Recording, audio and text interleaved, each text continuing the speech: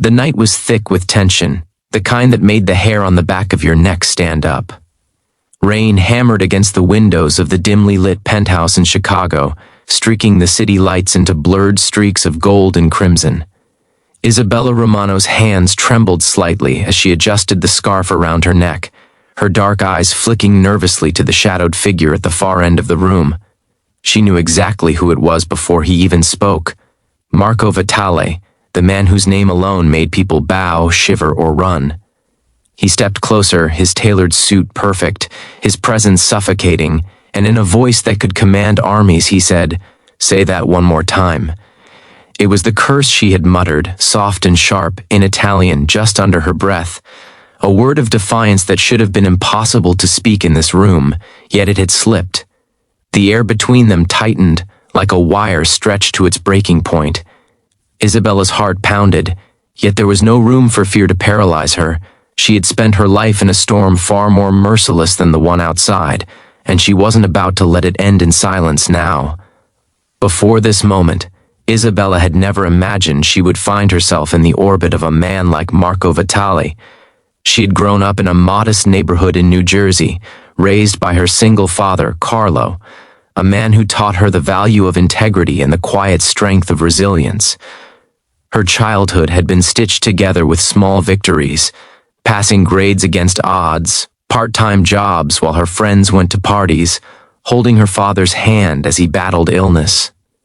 Life was simple, honest, but it had left her wary of people who wore power like armor, hiding intentions behind charm. Her journey had taken her to Chicago with nothing but a suitcase, a law degree she had fought tooth and nail to earn, and a burning sense of justice. She had planned to work for a small legal aid office, defending the forgotten, the wronged. But fate, with its cruel sense of irony, had a different plan. She stumbled into Marco Vitale's world almost by accident, a late-night case involving a local businessman, a witness who refused to cooperate, and a misunderstanding that had thrown her directly into the lion's den. Now, here she was, her life balanced on the edge of a knife, yet refusing to bow completely. Marco circled her slowly, his eyes cold but not uncurious, like a predator testing the mettle of its prey. And yet, beneath his reputation of ruthlessness, Isabella sensed something else, a sharp intelligence, a surprising vulnerability in the rare flickers of his gaze. She remembered her father's words from long ago. Courage isn't the absence of fear, it's standing up despite it. If she had known that a single whispered word could have summoned such danger, she might have thought twice. But Isabella had never been one to hold back. Defiance had always been her shield, laughter her armor, and hope her secret weapon. Every challenge she faced, every whispered insult, every door closed in her face, had forged her into someone who could confront even the most dangerous of men without crumbling. She met Marco's gaze steadily, refusing to shrink under his scrutiny, and felt a strange thrill at standing her ground. Her defiance, however, was not without consequence. Marco's smirk was razor-sharp, a dangerous play of amusement and challenge. He leaned in, his presence overwhelming, and in that silent stare, Isabella felt both the weight of fear and the exhilarating taste of freedom. This was a man used to control, to obedience, to unquestioned submission, and here she was, a single woman from New Jersey, unarmed and unyielding, holding her own in the storm of his power. For a moment, time seemed to slow. The rain outside became a steady hum, and the distant city lights blurred into a canvas of gold and red. Isabella's mind raced, thinking not of escape, but of truth. The truth she carried, the truth she refused to compromise.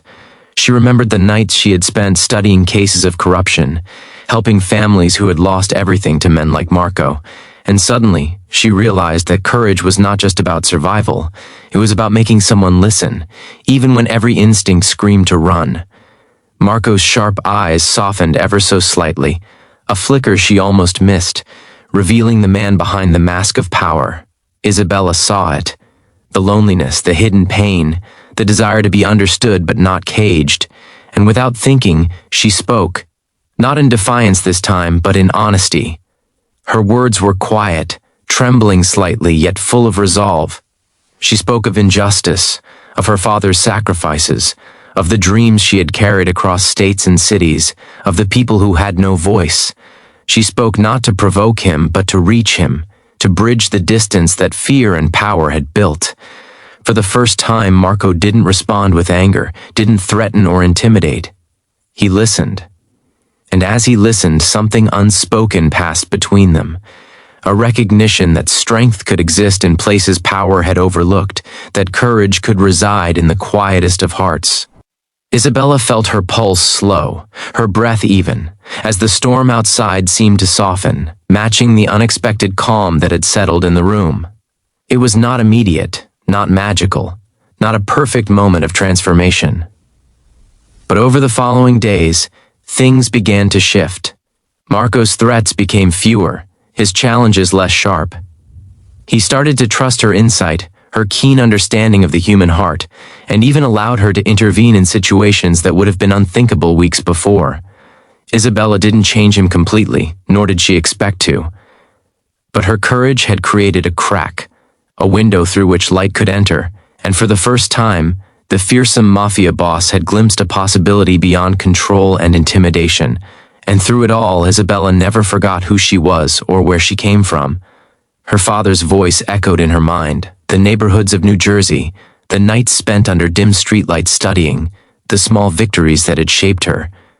She'd entered a world of darkness and emerged with her soul intact, reminding everyone, even men like Marco Vitale, that humanity, compassion, and courage could not be bought, coerced, or silenced. If this story is resonating with you, if you believe in the power of kindness and second chances, please like, comment, share, and subscribe to the channel. Because sometimes, the world needs a reminder that bravery doesn't always roar. Sometimes it whispers softly in defiance. In the final moments, Isabella stood on the balcony of Marco's penthouse, watching the sun rise over the Chicago skyline. She felt the weight of the past, the struggle, and the fear she had faced, but also the light of triumph, fragile yet undeniable. Marco remained inside, a figure of shadow and change, a reminder that even the hardest hearts could shift if met with courage and truth. Isabella's journey wasn't just about surviving. It was about being heard, about standing tall when the world demanded silence, about creating ripples of hope in the darkest waters. As the city awoke, Isabella understood that real courage was not in the battles won by force or fear, but in those fought with integrity and heart. Her defiance had not broken her, it had defined her. And in a world that often glorified power, she had proven that even the softest whisper, the gentlest courage, could resonate louder than the sharpest command. If this story touched your heart, please leave a comment and share your thoughts. Tell me how it moved you, how courage and hope have changed your life. Stories like these remind us all that bravery is possible, even when it seems impossible.